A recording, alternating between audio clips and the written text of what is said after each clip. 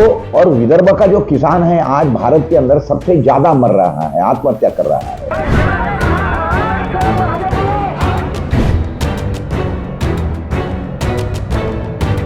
हमको विदर्भ सेपरेट करना जरूरी है।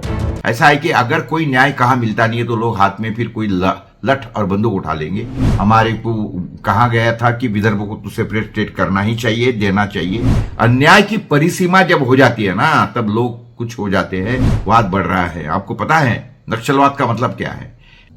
दोस्तों नमस्ते, मैं प्रकाश पोरे, अकोला विदर्भ से।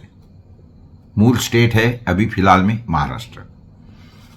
पिछले कई एपिसोड्स के अंदर मैं आपको बताने की कोशिश कर रहा हूं कि महाराष्ट्र ने विदर्भ के ऊपर किस तरीके से अन्याय किया है, किस तरीके से हमारे जो हक की जो चीजें थी वो छीन ली। परिणाम स्वरूप क्या हो गया है, विदर्भ अभी डूबने के कगार, डूब चुका है। कगार क्या है, इतनी बेकार परिस्थिति है। मैंने आपको पिछले एपिसोड्स में बताया है कि 1800 किसानों ने आत्महत्या की, उसमें 1400 किसान विदर्भ के हैं पिछले 100 दिन में, यानी रोज के 14 किसान आत्महत्या कर रहे हैं विदर्भ के अंदर। तो इससे आपको पता लगेगा लिटमस टेस्ट के हिसाब से कि हम मर रहे हैं। We are the sinking region. हमारा जो रीजन है ना सिंकिंग है, रीजन नहीं है। हालांकि हमारा जो था एक सेपरेट स्टेट था, प्रोविंस था, जिसके ऊपर से हमारी मांग थी अंग्रेजों के जमाने से कि भाई अपने प्रोविंस दिया है सीपी और बेरार, तो उसको स्टेट कर दो। और हमारा तो जो कैपिटल था वो नागपुर था ही। ये मैंने आपको सारे पिछले एपिसोड्स के अंदर बताया है। लेकिन उसके बाद में 1960 में स्टेट रिफॉर्मेशन कमेटी के अंदर से भी हमारे को कहा गया था कि विदर्भ को तो सेपरेट स्टेट करना ही चाहिए, देना चाहिए, लेकिन नहीं हुआ। कुछ पॉलिटिकल लोगों ने हमको बहला फुसलाया। हमारे उस समय भी 1960 में जब हम महाराष्ट्र स्टेट बने 1 मई 1960, 1 मई, ये महाराष्ट्र दिन करके गिना जाता है। और हमने ये महाराष्ट्र दिन को अभी हम बोलते हैं कि हमारी जो स्वतंत्रता जो है वो पूरी की पूरी छीन गई है उस दिन। ये इस तरीके से हम हमारा मरण दिन मनाते हैं उस तरीके से विदर्भ का। तो मैं आपको बताने की कोशिश किया है और आज भी बताने की कोशिश करूंगा कि देखिए ऐसा है कि कोई भी चीज का जो पैरामीटर होता है डेवलपमेंट का, वो गिना जाता है कि कितनी इंडस्ट्री उसके अंदर हुई है और उनका क्या ये है। तो मैं आपको बताने की कोशिश करता हूं कि देखिए बिजली तो हम लोग बनाते हैं विदर्भ में सारी की सारी। ये पिछले भी एपिसोड में मैंने आपको बताया था, करीब करीब 7000 मेगावाट हम लोग बिजली बनाते हैं और उसमें से ज्यादा 1500 मेगावाट हम लोग यूज करते हैं। वहां पे बचे हुई जो 5500 मेगावाट बिजली है वो जाती है महाराष्ट्र में, यानी विदर्भ के बाहर। तो विदर्भ में जब बिजली बनती है तो क्या क्या होता है आपको पता है ना, सारे के सारे जो थर्मल पावर स्टेशन है, तापघर है, बिजली तापघर। तो उससे क्या होता है, हमारे जमीन में से कोयला निकाला जाता है, उसके बाद में उसको फर्नेस में डालने के कारण हीट हमारे विदर्भ की बढ़ती है, टेम्परेचर बढ़ता है। हमारा ज्यादा से ज्यादा बिजली जो है ये नागपुर रीजन में, यानी चंद्रपुर, गढ़चिरौली, नागपुर वगैरह रीजन में सारी की सारी बिजली पैदा होती है। और वो जो चंद्रपुर है वो तो अभी हमारा बिल्कुल दफन भूमि हो गया है, ग्रेवयार्ड हो गया है। इतनी बेकार परिस्थिति अभी वो चंद्रपुर की हो चुकी है।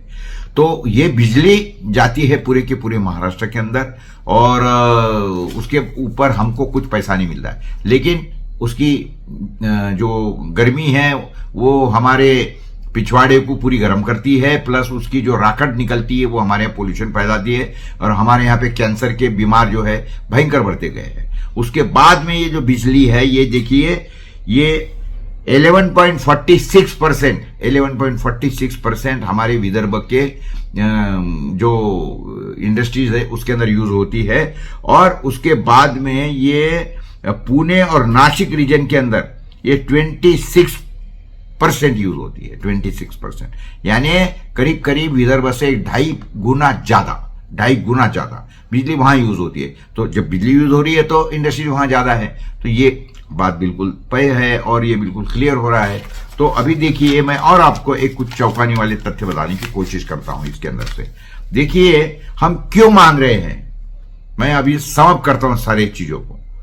क्यों मांग रहे हैं हम सेपरेट स्टेट, क्यों मांग रहे हैं? देखिए ऐसा है कि मैंने जैसे कि आपको बताया कि भूतिया गांव हमारे ये जो महाराष्ट्र है उसके अंदर 2700 गांव भूतिया होगा और 2700 में से 2305 गांव यानी 85% जो भूतिया गांव हैं हमारे विदर्भ में हो गए हैं।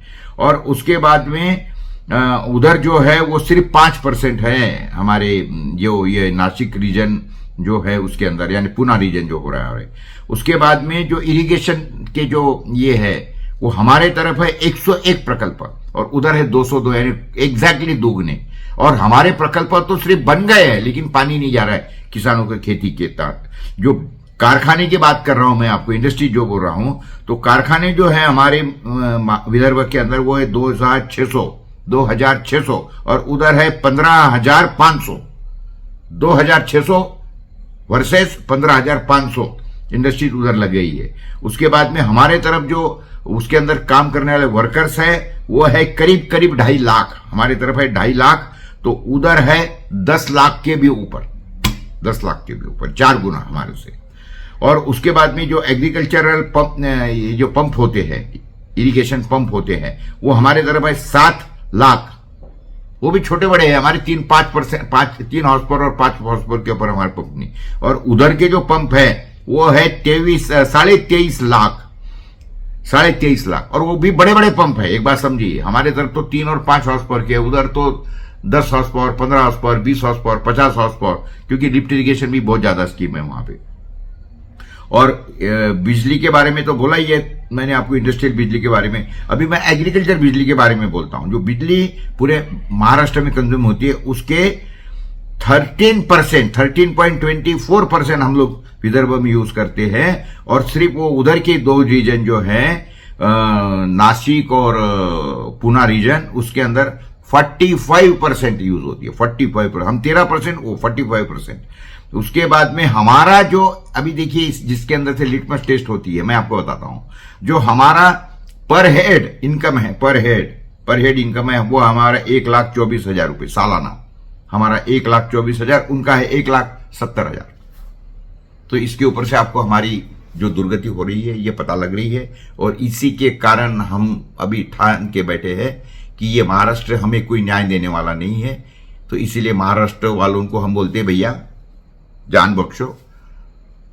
और महाराष्ट्र का इसके साथ में कोई ताल्लुक नहीं है। हम जो केंद्र सरकार है, मोदी सरकार है, मोदी जी है, उनको गुहार लगाते हैं, मेहरबानी करो, हम मर रहे हैं, किसान मर रहा है हमारे विदर्भ का, तो हमें जो है हमारा जो स्टेट है, जो 100 साल के ऊपर की हमारी डिमांड है, तो जिन्होंने नहीं मांगा था उनको आपने दे दिया। और जो पिछले 100 साल के ऊपर 109 साल हो गए हैं मांग कर रहे हैं, गुहार कर रहे हैं आपसे, रिक्वेस्ट कर रहे हैं आपसे, हाथ जोड़ रहे हैं आपसे, तो हमको भी हमारा स्टेट दे दो, अलग कर दो। और एक बार हमारे यहाँ पे जो सुसाइड हो रही है, जो नक्सलवाद बढ़ रहा है, आपको पता है नक्सलवाद का मतलब क्या है? ऐसा है कि अगर कोई न्याय कहाँ मिलता नहीं है तो लोग हाथ में फिर कोई लठ और बंदूक उठा लेंगे, या कोई लोग क्या करेंगे, कोई लोग उपोषण करेंगे। 2 तरीके हैं, एक तो उपोषण करो, अनशन करो, या फिर हाथ में बंदूक उठाओ, लठ उठाओ, तलवार उठाओ और करो। तो लठ उठाना, तलवार उठाना, बंदूक उठाने का मतलब है नक्सलवाद। और उसके बाद में जो अनशन करना, इसका मतलब है गांधीवाद। तो गांधीवाद और ये नक्सलवाद, तो नक्सलवाद जो है ये हमारे चंद्रपुर गढ़चिरौली में क्यों बढ़ गया है? क्योंकि अन्याय की परिसीमा जब हो जाती है ना, तब लोग कुछ हो जाते हैं, जो गर्म दिमाग के होते हैं वो हाथ में लठ और तलवार उठा लेते हैं, बंदूक उठा लेते हैं। सरकार उनको बोलती है कि भैया ये तो नक्सलवादी है। क्यों बने? आप है उसके नक्सलवाद के, जो आपकी जो पितृत्व जो है ना, वो सरकार के ऊपर है। जो अन्याय अत्याचार हो रहा है ना, देखिए जो ठंडे दिमाग के लोग हैं वो बेचारे ठीक है, शांति प्रिय जो लोग हैं, गांधी जी का मार्ग अपनाने वाले हैं, वो ठीक है, वो अनशन करेंगे। लेकिन जो नहीं है, जो सुभाष चंद्र बोस के डीएनए के हैं, वो क्या करेंगे? हाथ में बंदूक उठा लेंगे। तो ऐसी बात है। तो हम रिक्वेस्ट करते हैं सरकार से कि भैया जान बख्शो, हमारा विदर्भ जो है हमको सेपरेट दे दो और हमको हमारे हाल पे छोड़ दो, हम हमारा देख लेंगे। बस यही आपके सामने बताना था। लेकिन इसके लिए अगर जरूरत क्या है, तो विदर्भ के लोगों ने ये सारी बातें समझनी चाहिए और विदर्भ के मूवमेंट को साथ देनी चाहिए। इतना मैं बोलता हूं। नमस्ते।